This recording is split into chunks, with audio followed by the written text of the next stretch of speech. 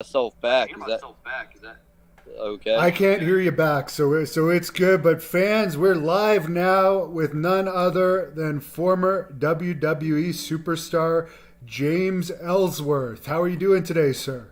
I'm good, my man. How are you, Hannibal? I'm doing great, although it's thunderstorming here right now. Where are you? It's beautiful in Baltimore, Maryland. That's why I call it beautiful Baltimore, Maryland. Do you actually like Baltimore? I've never been, but I've heard some horror stories about Baltimore. See, well, I did grow up in a bad part of Baltimore, and the bad part of Baltimore is very bad. But now I live in a nice suburb, so I'm okay out here. Now, Baltimore has always been a hotbed for wrestling. Were you a wrestling fan growing up? Oh, my whole life, man. So my grandfather, he's taken me to like WWF growing up, NWA, WCW, any type of wrestling that came through here, he took me to, and yeah, I've been a fan my whole life. Is there any event that you went to over the years growing up that inspired you to become a professional wrestler or any particular wrestler? So when I saw the Iron Man match between Bret Hart and Shawn Michaels at WrestleMania 12, just watching, they kept on talking about the boyhood dream has come true for Shawn Michaels, and this was his dream growing up to be the champion and to be the top guy and all that. The story they were telling there with Bret Hart. I don't know, it was just something about watching that pay per view and seeing that. I was like, man, this is what I want to do when I grow up. I want to be a wrestler, and I was 11, or I believe when WrestleMania 12 happened. Did you play any sports or anything growing up before you got into pro wrestling? Yeah, man. So I'm a huge baseball fan. I got the Orioles shirt on right now. It is the All Star game tonight. So I played baseball from age 5 to 15, but I just always wanted to wrestle, man. I did a little bit of wrestling in school as well, to get myself ready to be a pro wrestler. And like, dude, like in high school, I took drama class because wrestling's a lot of acting, and just to help me become a wrestler. So yeah, played baseball growing up, then got right into wrestling. As far as your wrestling training, how did you go about that? Who trained you? Axel Rotten, ECW original, if anyone's familiar. Here in Baltimore, they had a training school called Bone Breakers. It was affiliated with Maryland Championship Wrestling here in Baltimore, who I'm working for in a couple of weeks in the Baltimore area. And Axel trained there, and then that when I went to the school in 2002, it was only open for a year, and then they didn't have the school anymore. Whatever happened there, and I just like continued on the road with Axel after that. And I'm so fortunate that I did have a trainer that worked for one of the big companies that did travel the world and had a good mindset for the business. And I think it's very important when people get into the business is to find someone who has been successful in the business to train you. And I was very fortunate to have that. Yeah, and somebody with connections too, and not someone that's burnt all their bridges. Well, Axel burnt a few bridges. I loved him personally, but he had his demons, and he didn't help me get anywhere. But I say that he didn't hand me a spot anywhere, but he did help me get places in the sense of I did have very good training. He did show me what I should learn the most and get the most out of due to my size and my look and everything. Everybody knows him being like this hardcore guy, which he was. He did a Taipei death match with Ian Rotten, and he was the hardcore chair swinging freak in ECW. But like Axel, like in his early days, was in WCW for a little bit doing a British character. He did USWA with Lawler down in Memphis, and like he traveled the world, went to Japan, everything. He had a good mind for the business, and I was very fortunate to get all that knowledge from him because I don't think I would have made it anywhere without it for sure. What was up with that British character that he did? What was the story behind that? So I asked him about it. He was just trying to be different, man. He was trying something, to get over in WCW because he was just kind of doing the WCW Saturday nights, the WCW Power back in the day, if anybody remembers that, stuff like that. So he was just trying to get noticed, do something different, and he could do anyone's voice. So he could do a British accent, he could do the Macho Man's voice, Ric Flair's voice, Dusty. He did a great Dusty Rhodes. Um, that's so he was just trying, like a young aspiring wrestler, and he had a little bit of TV time and just trying to get over. That's all. I heard him say in a documentary once that like he would survive everything. He was like a cockroach. I think he did end up passing away though. Were you surprised that he passed away fairly young? No, and I'd hate to say that because he was a dear friend of mine. On top of being my wrestling trainer, we became very close. There's numerous pictures of us hanging out in bars all over the country, rock concerts. We went to Motley Crue together, Poison, like all these cool places. We Oriole games, Raven games. Very very dear friend of mine, and I hate to say no, I wasn't surprised, but he did have his struggles and his demons, and unfortunately, it became too much for him, and it caught up to him, and that's what winded up taking his life. And it's a very sad, tragic story, that you've heard a million times, unfortunately, with wrestlers in the past. And I think that's getting better now, which is awesome to see.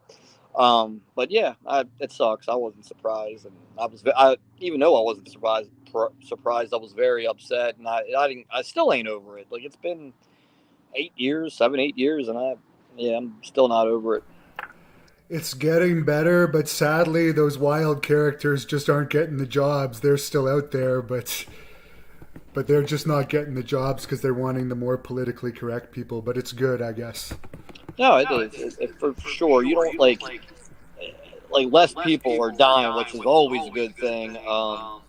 And I think people are being more smart about what they do, and it's less of a schedule now too. Like even with WWE, they don't do as many house shows, so the guys aren't beating their bodies up as much. Like everyone's got so much, I think, smarter with everything involving not doing drugs and not doing especially hard drugs like heroin. You don't see a lot of guys doing it at all, and that's an awesome thing to see. Is not as many people at all, like not even like a percentage of back in the day doing things like that. Yeah, I'm a little jealous going to see Motley Crue and Poison live. Which one of those did you like better? I'm a huge Motley Crue fan. Dude, me too. Motley Crue, they put on a hell of a show. It's if you ever get a chance to see them, you have to. They're amazing live. Him and I think it was like a fair in Frederick, Maryland. Like it was outdoors. It was awesome. Yeah, like I would definitely see him again. That's for sure. Now, when you first got into wrestling, you weren't James Ellsworth, you were James Dream. How did that gimmick come about, and what was it for people that don't know? So, well, the name was Jimmy Dream, and like I didn't have much of a character at first. I just like I had to, come up with a wrestling name, and I was like, well, this is my dream, and my name's James, which Jimmy's a nickname for James. So I said, I'll be Jimmy Dream. It rolls off the tongue. It sounds okay, but it wasn't much of a character at first until um, I think it was like 2007 or eight. I was with Axel at a convention that he was doing, and I was looking at the beautiful people, Angelina Love and Velvet Sky, who I love and adore, and they're like I've met them numerous times. They're great to be around. Um, and I was like, what if I act like I was one of the beautiful people, and obviously I'm not.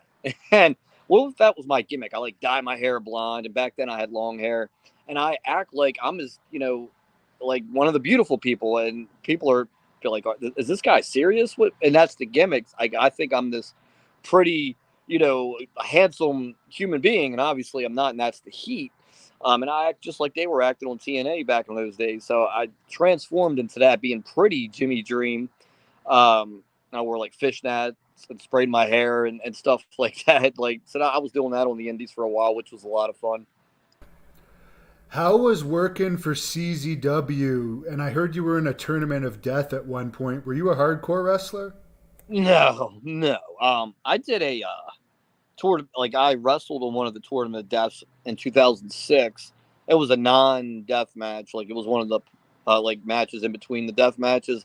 It was myself and now WWE superstar Drew Gulak against Blackout. Ruckus is amazing.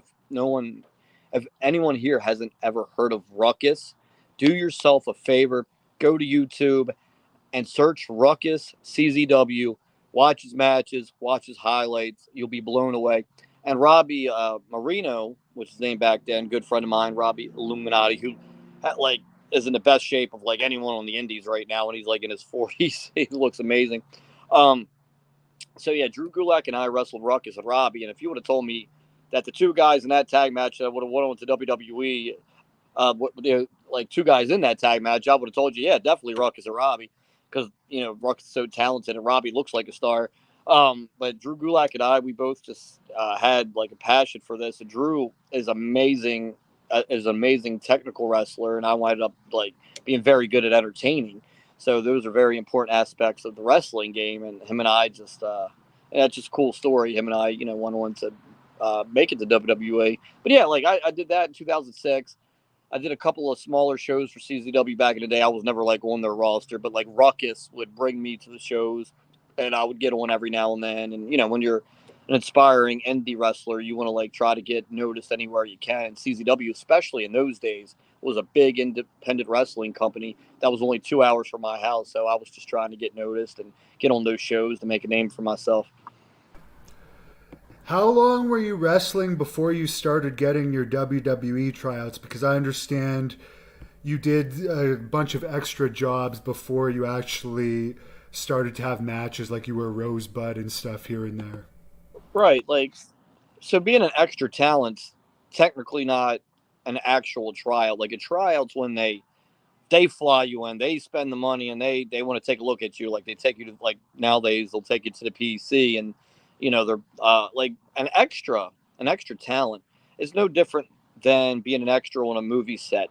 Basically, if you live around the area and you send them emails and all, they pick 6 to 10 people to come, and you could be a security guard, you could be a nurse, you could be like a fake cop, or you could be a local wrestler that gets beat up real quick. It just depends on what they need that day. It's not like they were like, oh, Jimmy Dream from Baltimore, we need him to wrestle Braun Strowman this day, so somebody call him. Like, that's not the way it works. When you're again an inspiring wrestler, independent wrestler, and you're trying to get noticed, that's one of the ways that you can do it is send your stuff into WWE, find out who's ever booking the extras at the time, because it always changes, and just send them an email, say, hey, I'm so and so, I'm from this town, I'd like to be an extra talent for these dates when you guys are, I don't know, 250 miles or less from my home area. Because if you're like, hey man, I'll fly myself into California to be an extra, I think kind of makes you look like you're desperate to be an extra talent, which is just something they do with local guys. But yeah, man. So I would, when they would come to town, I would send those emails once I found out who what the person was doing it is, and I got on as a Rosebud, like you said, a few times, and then the first thing I ever did in the ring was with Strowman. Yeah, and that's what I guess you caught everyone's attention for. I did something like that with Heidenreich. He beat me up a long time ago. How did the thing with Strowman end up turning into a job for you? Vince McMahon. That's so I did the match.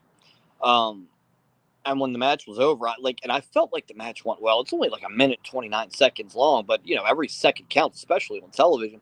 I felt like my selling was good, and I felt like I told the story with my face, which is very important in wrestling.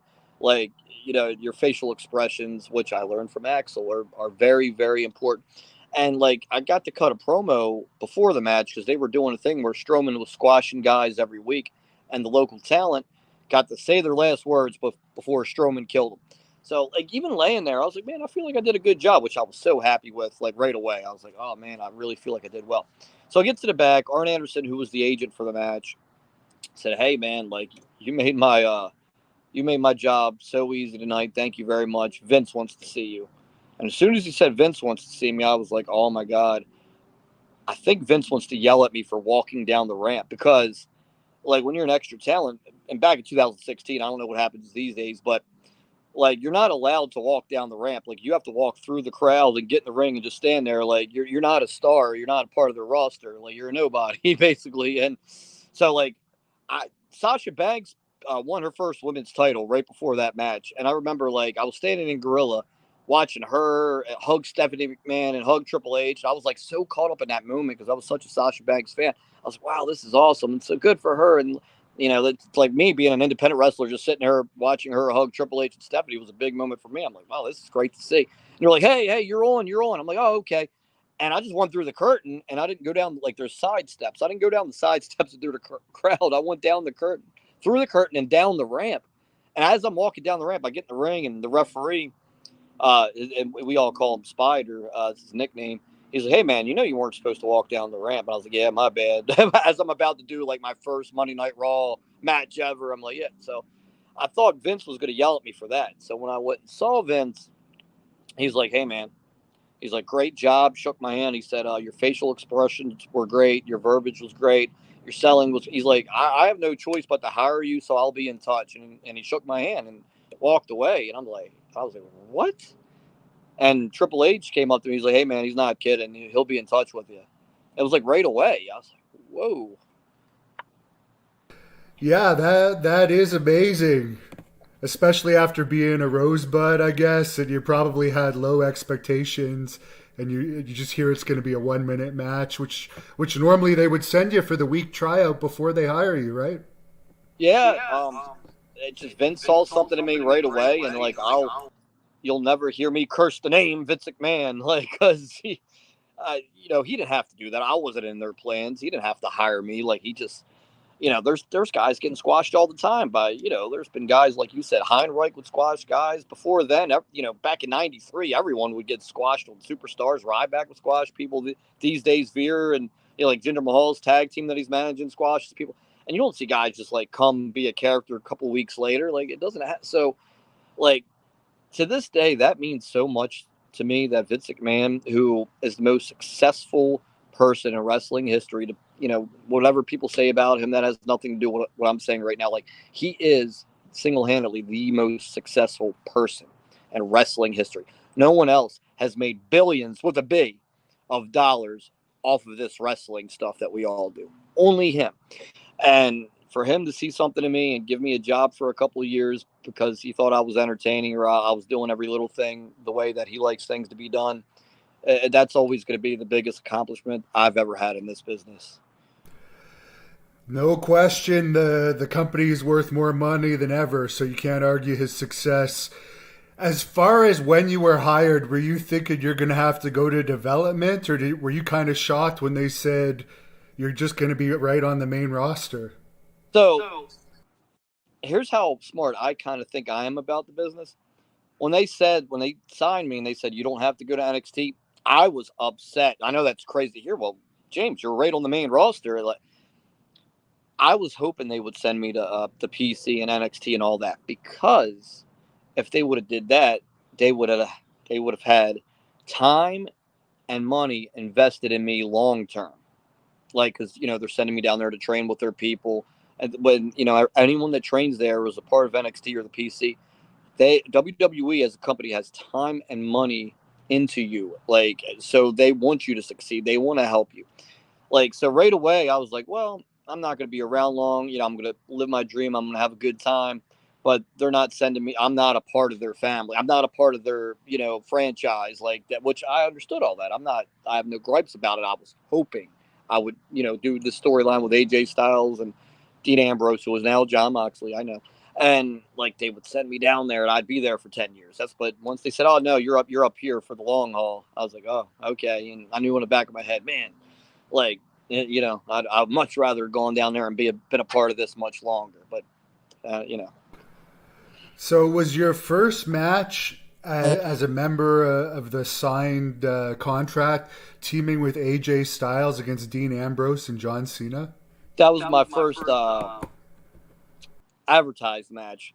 So, that was a couple weeks after the Strowman match. I had been, and like Vince, it's crazy that like he saw all this in me, right? Because people think I was signed because they made, on the internet, like, which is literally like 7% of the WWE's audience, like, talks on the internet, reads the dirt sheets, and is on Twitter. That's a real stat. I'm not making that up. Like, that's a real thing that I've learned when I was with WWE. Like, people thought I got hired because I was like a meme on Twitter, and people were, talking about me on Twitter. Like, no, that's not the case. Like I said, Vince signed me right away. But yeah, like, so the first advertised match was AJ and me against Cena and Ambrose. They were doing an angle where AJ was looking for a partner. Daniel Bryan was the general manager at the time, and Daniel Bryan was like, "Well, if you can't find a partner to fight John Cena and Dean Ambrose, we're just going to give you a partner." So all day, AJ was a heel back then. All day, he's looking for a partner, and nobody wants to team with him because he's the WWE champion and he's a heel, and people are like, "Screw him." So Daniel Bryan brought me into the screen. Was like, "This is your partner." And as I was walking to the ring to be AJ's partner, the Miz attacked me and beat me up on the ramp and got rid of me. And then the Miz wound up being AJ's partner. So after the show, I remember one of the producers telling me, like, "Yeah, we'll bring you back in a few weeks and you'll do a match with the Miz because of what just happened." I was like, and the Miz was the Intercontinental Champion at the time. I was stoked about that, but that turned into them bringing me back and wrestling AJ instead. Yeah, I was actually doing security here in Ottawa the night where you wrestled AJ in the ladder match for the contract. I guess you were probably signed before that, but what was it like to have a feature match so soon? Because you were over. I mean, I was there that night. You were over like crazy that night. Man, like, I'll never forget those nights working with AJ and Ambrose. Like, I mean, still two of the top most talented guys in the business. Couldn't be nicer guys. And, like, you're in there. That's there in Canada. I love the fans up there. I mean, you live up there. You wrestle up. You've wrestled up there your whole life. What an awesome atmosphere. Anywhere in Canada is for wrestling. I think like Europe gets a lot of credit as they should. Canada's right up there, man. Like with how like the crowd's so into stuff, especially when you get like into Toronto area. But yeah, being like, man, dude, like I'm wrestling the WWE champion on SmackDown in a ladder match, right? In the main event, and people are chanting my name. It's literally like an actual like you're in a like I felt like I was in a movie. Like I'm like wait like 3 months ago I'm wrestling in a VFW American Legion, which there's nothing wrong with that. I still enjoy doing those shows to this day. Wrestling anywhere. And like now I'm in Canada in front of an awesome crowd wrestling in the main event on a WWE television show against their champion, and I'm winning. Like which it's nobody's really winning, but like it's the story is I'm winning, and I'm like man like. I felt like I was in a movie, like it was all like a dream, and all those cliche things, but that's truly how I felt. I remember at the time there was some people pissed off on the internet because you technically beat the champion and you were like brand new in the company and a lot of people didn't think you deserved it. Did you feel any backstage heat? Because we all know how backstage can be in wrestling, or was everyone pretty open to you backstage because you seem like a pretty relaxed guy? Well, yeah, like I mean, at first you got to think about it. Going back to like they have time and money invested into people to go through the PC and go through NXT. There were guys, and I wind up becoming friends with a couple of them, um, that were like, "Why is this guy like jumping?" It's guys that hadn't been on the Indies. The guys that were on the Indies, like an AJ Styles or a John Moxley, like they understood it. Like they're like, "Okay, this is what wrestling's about." Like this guy's like, if you ever seen the movie Rudy, like this is like a Rudy character in this wrestling story. So they get it. Like wrestling's all it's all storytelling, and that's what wrestling is. We use the art form of wrestling to tell stories, and so the guys, like I said, that had an education in wrestling past WWE got it. But there was guys that just only in their career went to the PC and NXT that were a little upset at first, and like like the internet. Like when I beat AJ Styles 3 times. The character Ellsworth pinned AJ Styles once, beat him by DQ once, and beat him in a ladder match once. I think the Hey, first I time pinned him twice. I beat him twice too on the Indies. I'll just throw that in there. So the first time they did it, nobody complained. Like everybody thought it was funny. Like Ambrose was the referee, he helped me win. But what like they kept doing it, right? Like I think is when people are like, wait a minute, like why is this guy who's looks like the way I do keep beating AJ Styles, who's one of the most respected guy in the business? Not only is he WWE champion at the time, he is still to this day one of the most respected guys in the business. And I think that's where the internet heat came from. Like it's like ha ha at first, and they're like wait. They keep doing it, like, and that is all just part of the story. Like Moxley messing or Ambrose back then messing with them and helping me win. But yeah, like, dude, and anything you do, if you have any kind of success, people get jealous and upset. And I hate that word jealous because I don't think anyone ever should be jealous of anybody else. Because at the end of the day, we all take the same finish. Like, we're just here for a short 100 years or less, like, so you just got to enjoy life and don't be waste your time being jealous of anyone is how I feel. But yeah, I felt that a little bit, but man, I mostly got along with everybody. If not, by the time I left, I did get along with everybody. I won't mention names, but like one of the guys that at first didn't get me because he didn't have like an independent wrestling background and only had been with WWE a few years, and like that was all his whole education was the PC and NXT. Wound up by the time I left being one of my best friends there. So people after a while get over stuff and get to know you and move on.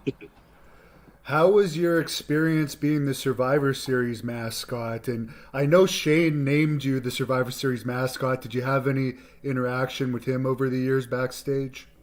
Yeah, dude, like, what a cool guy he is. Like, he's funny, but like, no wonder he's been such an entertaining character on television for 25 years or however long it's been, because he's really cool backstage. Like, you wouldn't, like, if you didn't know him or know who he was, you wouldn't think he's like the son of a billionaire, because he's just a laid back, cool dude. Um, here's my funny Shane McMahon story. We were that same night you're talking about, man. Where I faced AJ in a ladder match. They did a back like he barred. The story was Shane McMahon, who was him and Daniel Bryan were running the show at the time. One of them, they were both general managers of SmackDown, and he had barred Ambrose from the arena, and Ambrose kept sneaking in like as different characters under a different mask, and he walks into the there's a you can find it on YouTube. He walks into the screen wearing the Mountie gimmick, and so this is live. He's on TV with Daniel Bryan and Shane McMahon.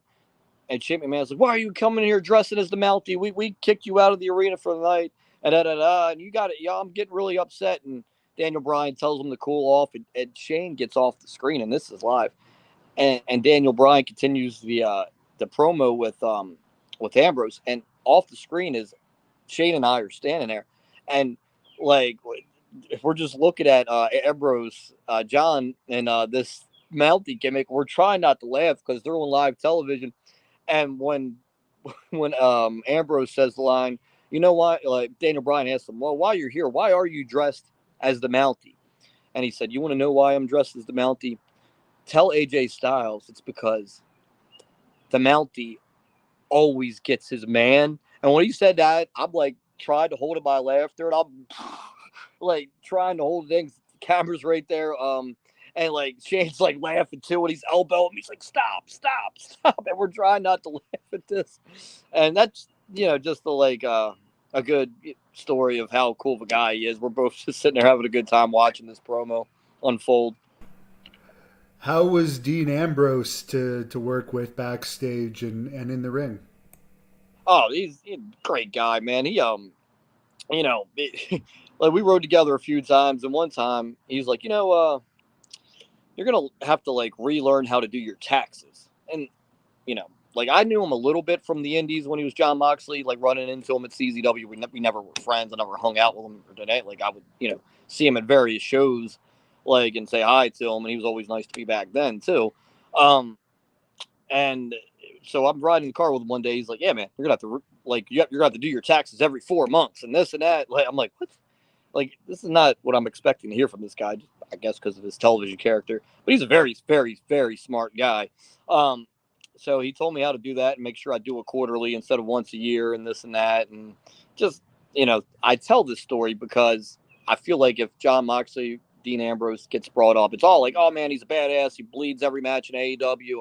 And, he was part of the Shield of WWE and this and that." Like, that's all they talk about. Like, I like to tell stories like people haven't heard, that this guy is actually a very bright guy who taught me how to do my taxes. Like, it's pretty funny to me. Now, what about AJ Styles? I know he's got a bit of an arrogance to him, but well deserved for being as great as he is? Did he work well with you? Obviously, you had great matches. Absolutely. Like that ladder match is my favorite. Um, the arrogance, like I know why you're saying it because like he knows he's good. Like you know what I mean? Like he's what? Let's see, 46 years old now. I don't know. I'm just guessing. Is he like 46? And he's still one of the best wrestlers in the world. Like and at that time, 2016, 17, and 18, when I'm working around with him, doing stuff with him, I think he was on the top of his game. Backstage, he was amazing, man. Like he plays video games, stays to himself. He's very nice to everybody. Um, he's a Christian, so you've been around him. You know he doesn't cuss. Like he'll say "mother freaker" instead of the other version. Stuff like that. But always got along with him. I just saw him recently at it was unfortunate circumstances why I saw him. It was at Jay Briscoe's funeral. I knew Jay Briscoe my whole wrestling career because he's from Delaware. I'm from Maryland. It's only an hour away, so we would see each other at indie shows. Our whole career. I started in 2002. He started in 2000, I believe, 2 years before me. So for 20 plus years, I've been on shows with him. I did get an opportunity to wrestle him and his brother 3 times, I believe. Um, and so his funeral, man, it's such a tragic thing that happened there, and I miss him, man. Every time I was around Jay Briscoe, he's just a tremendous guy to be around. um I saw AJ Styles there, gave him a big hug. We talked for a while, so that was recent, back in April, I believe. So AJ's always great with me, man. Anytime I see him, and I appreciate everything he did for me because I don't, he was the top guy at the time. He didn't have to do any of that if he would have said no to it, and he didn't. He's a true professional, and like those are the best memories I've ever had in wrestling is working with him. He's one of the guys that TNA really dropped the ball with when they let him go, but it was good for him in the long run. Oh, absolutely, yeah. It worked out for him, no doubt about that. David wants to know if any superstars work stiff with you. So go back and watch that Braun Strowman match when he like pulls me over and like clubs me. It literally, and I kid you not, felt like somebody took a baseball bat and just clubbed it on my chest. Which, dude, I'm not crying about it. The cameras are right up on you. You gotta lay the stuff in. You gotta make it look good. Um, Obviously, he's a lot bigger than me, so I mean, he laid it in, and he hit me in the safe spot. He laid it in, and I've never been hit that hard in my life. Still to this day, nobody's hit me harder than that. Again, not crying about it, and there's no crying in wrestling, if you ask me. But yeah, like especially on TV, like the cameras are right up on you, so you got to lay it in and make it look good. And I never minded it. I know you're still wrestling, but Brian wants to know if you do anything else to supplement your wrestling income. Oh man, I run wrestling shows. Everything is involved in wrestling. Um, it's I'm still fortunately doing pretty well with it. I do the cameos, cameo.com/James Ellsworth, like stuff like that. I just like I'm married and have kids. Like I have a house, I have a wife, and I live a very chilled life, so I don't spend a lot. Because I only buy stuff that I need, not want. I saved all my WWE money, and I don't even look at it as my money. I look at it as my daughter's money. Like when they get older, if they're ever in trouble, like I'll be there for them financially and everything else. And like I want them to get a good education. I want to have the money to send them to whatever college they want to go to. So I'm not out here buying Lamborghinis or jet skis or anything. I live a very chilled life, and so right now I don't, knock on wood, don't have to do anything else. I just wrestle in the indies, run independent wrestling shows. I do decent enough with it, and hopefully that continues for a little while. And if it ever stops, I will definitely go do something else as need be. And of course, I was going to bring this up, but Jeremy's asking about your run with Carmella that lasted quite a while.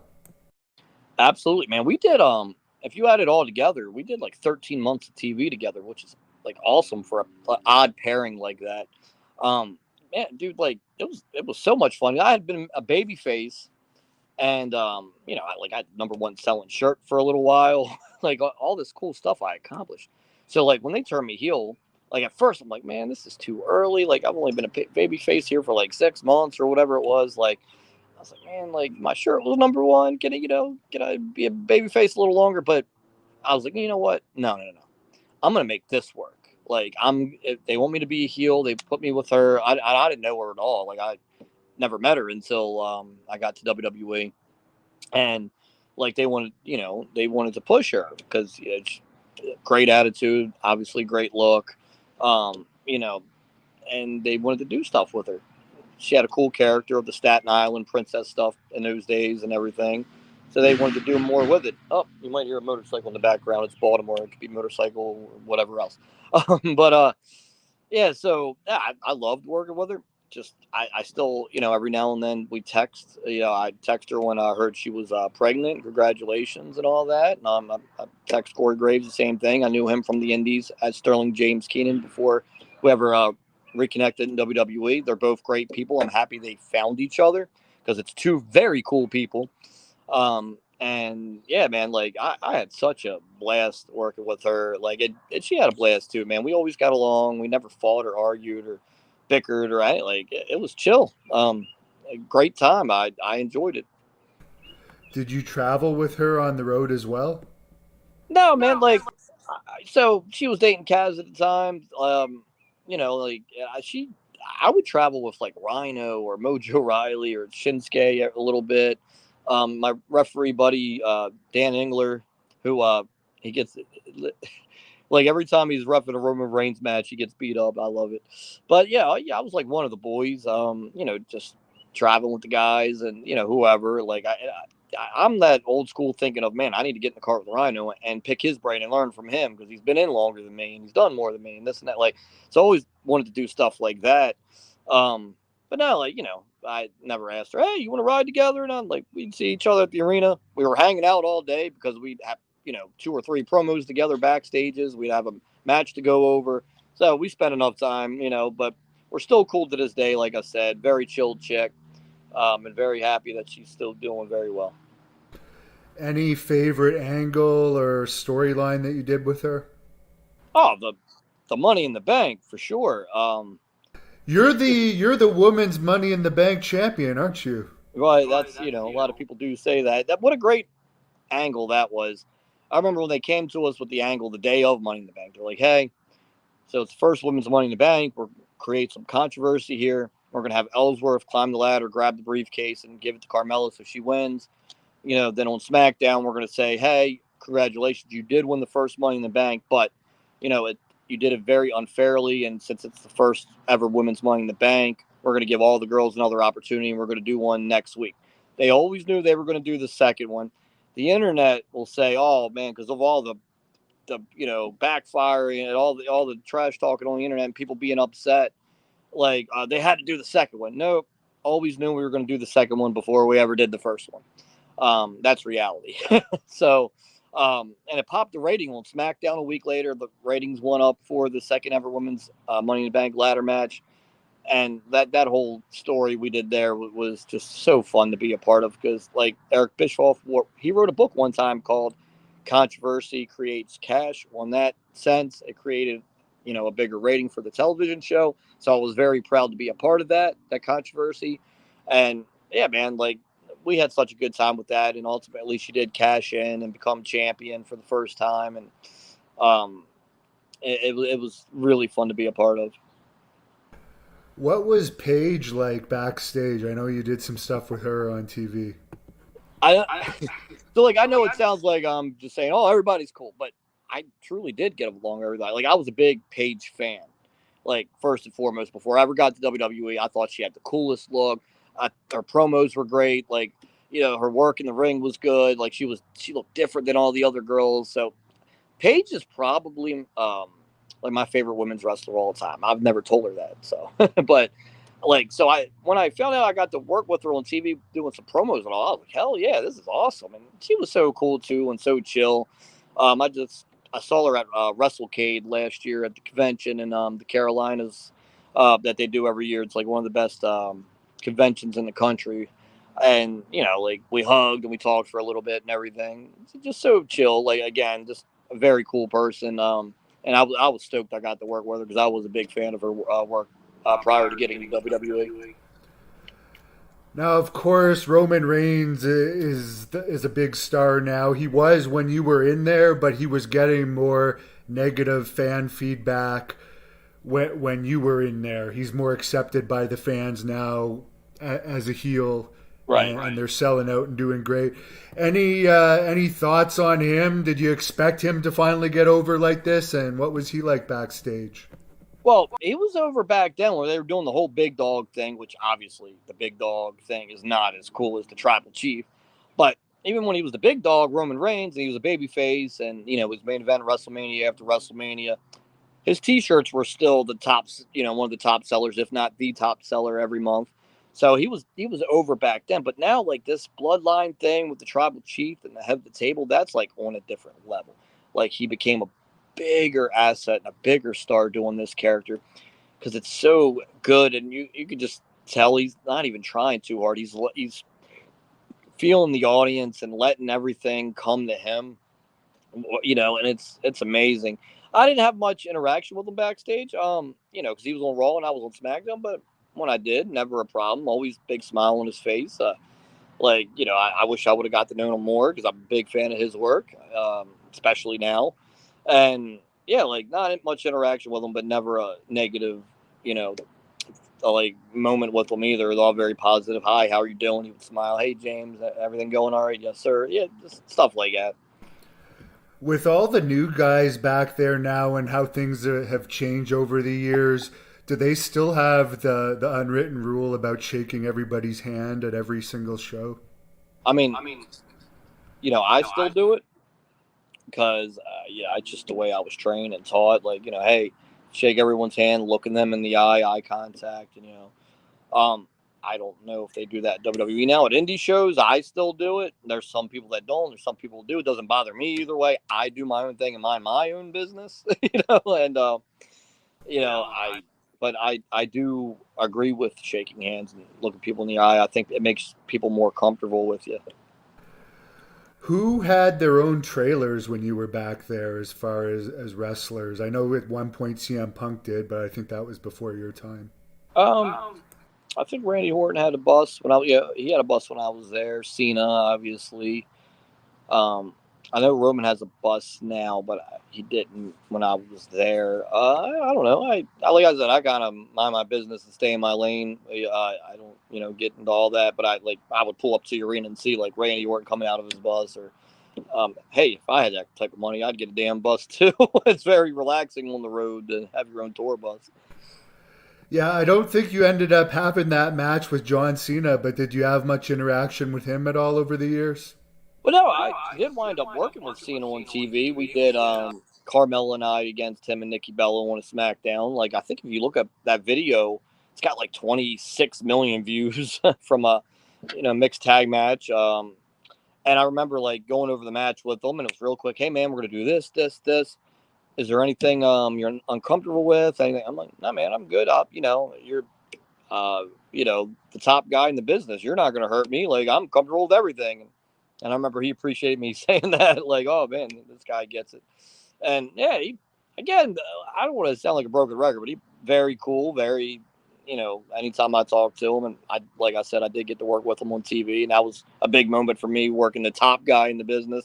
Like to this day, if I'm like, at a Target or a Walmart or something, and someone there recognizes me, and if they're like with a friend that doesn't watch wrestling, and they're sitting there watching their friend go, "Oh, this is James Ellsworth. He's a wrestler," and they're like, "Wrestler where? This and that." And one of the first things I say is, "Oh, I wrestled like John Cena." They're like, "You wrestled John Cena?"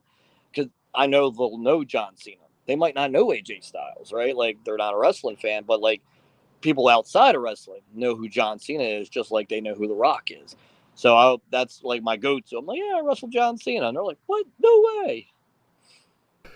Yeah, that's pretty cool. And as far as freedom in WWE, do the top guys like Cena have more freedom in their matches when you're working with them? Whereas, like, if you're wrestling a lower card guy, are the agents really telling you every single punch and every single kick that you're allowed to do in the match before going into it? Well, no, not every single punch and every single kick. Like the guys do have, input in what they're doing in there. But yeah, as you move up the card, obviously you get more freedom because you're the guys drawing, the money with merch sales. Your main event, the pay per views. Like, so when you get, especially a John Cena level, once you're that level, you do have more creative freedom, obviously, because you've earned it. Um, like, and I agree with them having agents and producers because, man, like a lot of these shows you see that don't like they don't preach that as much. People are out there doing the same thing. Like you're having the same finishes in matches.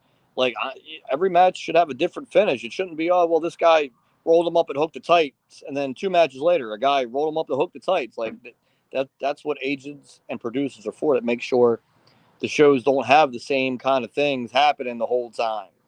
Like people on the internet, like, oh man, they should have more freedom, this and that. No, like we're putting on a TV show. There's storylines, there's matches. Everything needs to look different, and it can't all just look the same. Not everybody gets to hit 20 super kicks. Not everybody gets to, do a moonsault for the finish. Like everything's got to be different the whole show so it flows. Did you have a favorite agent to work with? Um, I think Arn Anderson, man, big fan of him growing up. Big fan of the Four Horsemen, just like anybody else. Such a genuine, awesome guy to be around. Very funny.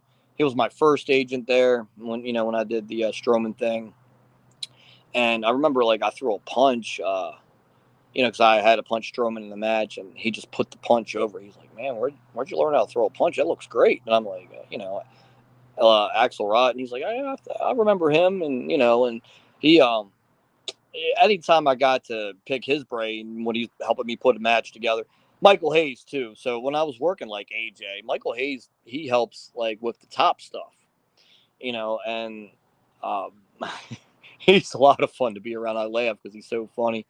So I got a kick out of being around him, and but again, he just such intelligent people that work there to put matches together, or else they wouldn't have those jobs.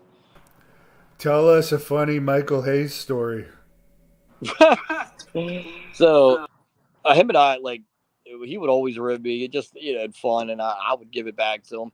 We I wrestled in Madison Square Garden, December 26th, 2016, a house show. I had a match with Kurt Hawkins and I won. And Michael Hayes booked the house shows back then. And like the next day, we had, or a day after, we had TV for SmackDown, and I remember seeing him. He goes, "Man, you won a match at Madison Square Garden." And I said, yeah. He goes, yeah, now we can't run there anymore. Nobody's going to buy a ticket at the Garden anymore. And I laughed. I said, oh, yeah, by the way, who booked that shit? He just laughed because he's the one that booked it. So just stuff like that, man. Just, like just teasing each other and having a good time. Great. I'm laughing because I had so much fun being around him. There's a picture of him and I kind of dressed the same somewhere. I'm sure you could find it on my Facebook. Great dude. As far as arenas, obviously Madison Square Garden is every wrestler's dream to wrestle in, but was there anywhere else that really stood out to you as a cool arena to be in? Yeah, man. Like arenas all over the country, but like if you go out of the country, like I wrestled like where they just had Money in the Bank, the O2 Arena in London. I wrestled Becky Lynch on a SmackDown there. Like, and man, I got to be in front of a crowd like that. That's just like they're reacting to everything. And Becky's, she's from Ireland, which is over in Europe in that area, and um, if you go back and watch a match, and I'm so happy for Becky that she became one of the biggest stars in the company because she's so amazing. And if you go back and watch a match, you're like every chant is like toward me, like where's your chin? Becky's gonna kill you. Like there's a little bit of Ellsworth chants, like they're just giving it to me the whole time, and I'm like, man, like this is so cool. Like because that's like the O2 Arena over there. I feel like is their Europe's version of Madison Square Garden. It's a very historic arena over there, and yeah, so that sticks out. The Allstate Arena in Chicago because they get so rowdy. Toronto's like I said, Canada's very underrated. Like as they should get just as much credit as the European fans. How rowdy and fun they are to interact with. So the arena there in Toronto, we did that Survivor Series I worked that arena a few times, and that was a lot of fun. Not that that Seth is that tough of a guy or anything, but when you're wrestling a girl who's dating a guy on the roster like Seth Rollins, who's one of the top stars there, is there any extra nerves or anything like, oh man, I don't want to stiff the girl and get heat with the guy or anything like that because it's a little different wrestling girls sometimes. Well, she wasn't dating Seth Rollins back then, I believe, and I don't know. I don't get anybody's personal business, but I believe she, because I met the guy a few times. I believe she was dating a UFC fighter back then, like not a popular, like a lower card guy. He was a nice guy, so I remember like I didn't have any nerves about her or nothing. Like I feel like you got to be confident in your work. Like I never once did it like click in my mind like, hey, I'm gonna go out here and hurt this girl. Like I know she is awesome. I know I'm a professional. Like my one of my biggest accomplishments in wrestling, and knock on wood when I say this, I've been wrestling 21 years and I've never hurt anyone. Like I've never, like they all got out of the match able to wrestle the next day, and that's a very big accomplishment to me. David would like to know if there is any favorite legend that you enjoyed working with in WWE. You just mentioned Arn Anderson and Michael Hayes as being two of them. Yeah, man. Like anytime you get to be around people that pave the way for you, like I, it's it's humbling and it's very exciting. Like, dude, being around Vince McMahon, who I mentioned earlier, like who's made more money than anybody in this crazy business, or Triple H, like Triple H helped me put that ladder match together. But will help me and AJ. Like he helped agent that match that we were talking about there in Canada. So yeah, like, and I wish I had more of a relationship with Triple H. Like I said, like yeah, I wish I would have went to the PC and went to NXT and had that relationship and had that time with him because he's amazing, man. Look what he's doing. Like he's helping make the product so good. Look at the like you can tell he believes in long title reigns. Like a lot of the NXT title reigns have been long. Bianca Belair's women title reign was long on Raw. And like Roman Reigns is obviously having the longest title reign in the last 35 years. Like, and I like that, man. Like, titles should mean something. And one of the best ways to make a title mean something is to have it on a person a long, long time. That way, when someone beats them, it's really a big moment and it really means something. Because if guys are just beating each other for the title all the time, every 2 or 3 months, like it's just getting passed around. But if a guy holds on to a title for what going on 4 years, like Roman Reigns has, like 3.5 years or whatnot, like when somebody beats him, and here's my prediction, I think it'll be Cody Rhodes at WrestleMania 40 in Philadelphia. I think Cody Rhodes will beat Roman Reigns then. Um, it's going to be a huge moment. Like, and so I'm really enjoying his booking, and I wish I had more of a relationship with him for sure. Did you have much interaction with Brock Lesnar? He must have had his own trailer, I imagine. I knew he had his own dressing room, and yeah, I mean, dude, I made it a point to anytime he was at the shows, like the pay per views, and then he did some house shows I was on. He like the Garden one. One of the Garden ones, not that one that I was talking about earlier, but one of them he wrestled Kevin Owens on at a house show, and I was on that show I think with Carmella, but I always made it a point to find him and shake his hand because I just wanted to be around this guy and see how he was. And always very nice. I'm very just like, dude, he's all business, man. He comes in, he does his job, he does it well, and he rolls. He doesn't bother anybody. Like he's, he does. It's not like he's an arrogant guy that comes in and he's mean to everyone and he like how people might think. But no, he comes in, he does his job. If you go up to shake his hand, he will shake your hand, and just very business casual. And another world champion you've been in the ring with is none other than David Arquette. How was that? I just saw David Arquette 2 months ago. Chris Jericho, who I'm still yeah, in contact with. Like I always like say, Chris Jericho's like my big brother in wrestling because we just always got along, man, and he's always been so kind to me. But anytime he comes to Baltimore for Fozzy, Jericho, which is like once a year, like I'll go see him and I'll hang out with him after the show for a little bit and have a couple drinks with him, and while he's in town. So we did that, my wife and I, a couple months ago when he was in town with Fozzy. Had a couple drinks with him after the show, and David Arquette I was here doing a signing at the Monster Mania, I believe it's called here, that they have. And David Arquette like walked backstage and like to say hi to Jericho and all. I didn't even know David Arquette was there at the show. He did the signing, then came over to the show, which is like a half an hour drive. And I was like, "Oh, hey, David," and, and we talked about when we worked each other at Warriors Wrestling there in Illinois. Um, Dude, that was a lot of fun. What I liked about that was after the match was over, because I put the whole match together. Like it was Frank the Clown and I against RJ City, who's a very funny guy, and David Arquette in a tag match. And everybody spit off these ideas, and finally, I put the match together. And after it was over, all David found me and said, "Hey man, thanks for the match." He's like, and like I really enjoyed working with you. Like I like how you put everything together. Like it all flowed and it was fun. That was a big compliment. Like from a former world champion. But like, dude, I watch all the Scream movies and Super Troopers and all. Like I'm a fan of his. Of his when it comes to the movie stuff. And again, just another chill guy, man. Like it's a loud minority of people that I think are jerks. He's not one of them, and I'm saying everybody's nice. That's why I say that. Like most people are cool in wrestling, man. Really, they really are. Like the people you hear about are might actually be not so cool. It's a very very small percentage. Most people are very nice. I will say one advantage you have though is you have a very unique look, so a lot of people wouldn't see you as competition. Like a threat to them. Yes.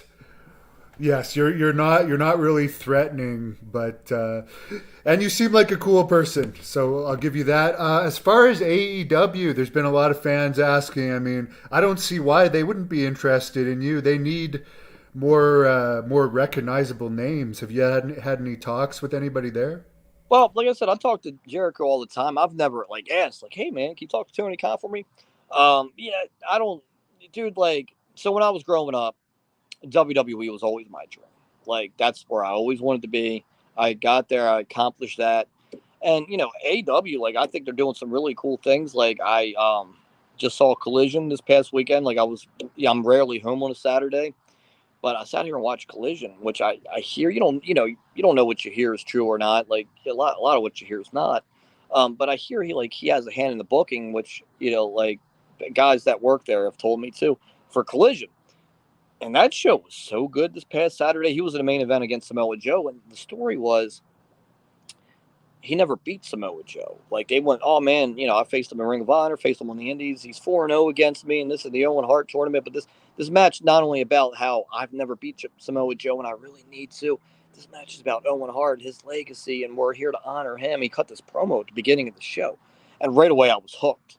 Right away I was already excited for the match with him and Joe, but because of the storytelling and his promo, I'm like, man, this match means a lot, like to the fans now because the way he verbalized all this, and you could tell he felt that, and he was telling the truth, and it did mean something to him. Um, and yeah, man, that was a very good show this past week. That I'm glad I watched it. But yeah, dude, I love doing this. Whether, like I said earlier, whether it's at an American Legion or it's at Wembley Stadium, like I love performing. Like with this wrestling stuff. It's a lot of fun. I've been very blessed to do it on the highest levels, and if they call it, obviously I would talk to them about doing stuff. But my heart definitely is always with WWE because that's all I wanted to do when I was growing up. So. Well, there's lots of jobs out there now. Before we go, I'll just show my dog because the fans love to see Piper. She's named after Roddy Piper. Do you have any plugs that you want to give before we head off? Oh man, just like follow me and see where I'm going. I go all over the country, like wrestling shows. I'm in Texas this week. You can follow me on Instagram at James Ellsworth Wrestling, on Twitter at Real Ellsworth, on cameo.com/James Ellsworth. I do run independent wrestling promotion, adrenalinewrestling.com if you want to check out where we're going to be. And just hopefully everybody's safe. Take care. God bless. Stay safe. Remember, any man with two hands has a fighting chance. Always got to say the catchphrase, right? And last question: if you could choose anyone in wrestling to have a match with, if you could have one more big match in WWE, who would it be? And that's a great question. In WWE right now, It man, could be somebody from a different promotion, but all like, right, yeah. man, that's dude. You know what so in WWE, I would love to do something with like like Rhea and Dom, just because I think like the fans would be entertained by if the Ellsworth character came in and like he's trying to get with mommy and Dominic's getting pissed off. Like, see, I think about the fans. I think the fans would be entertained by that. So like working a match with Rhea Ripley would be awesome. I think she looks more like a star than anyone right now. She's just so unique and so she's awesome in the ring. Her and Charlotte at WrestleMania, I kid you not, is my favorite match out of any match I've seen this year. I thought that was amazing. Dominic's a great character. He's James Ellsworth esque.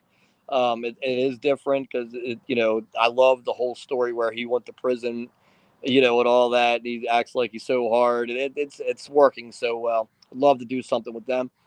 And AEW, man, MJF's he's my favorite thing there. So anything there will be great. Adam Cole, who wrestled my promotion back in the day, Adrenaline Championship Wrestling. Always loved to do stuff with him. Jericho, obviously. Like I never got to wrestle Chris Jericho. I would love to wrestle Chris Jericho, before he stops wrestling, and which I mean he's still having good matches, so I don't think that's going to be anytime soon. But I never got to wrestle him, and I would love to wrestle him for sure. He's still having great matches and he's making like $3 million a year. So why would he stop? But we'll have to stop for now. Thank you for doing this interview. I'll let you close this off with whatever you want to say to the fans. Yeah, man. Just like I said, everybody stay safe out there. Hannibal, thank you again for having me on. I know I was on here before a few years ago, and anytime I see you, you're always cool. So I appreciate that. And everyone, just be kind out there and take care. That's it. Thank you for watching the Hannibal TV. Please like this video if you enjoyed it and click the subscribe button to not miss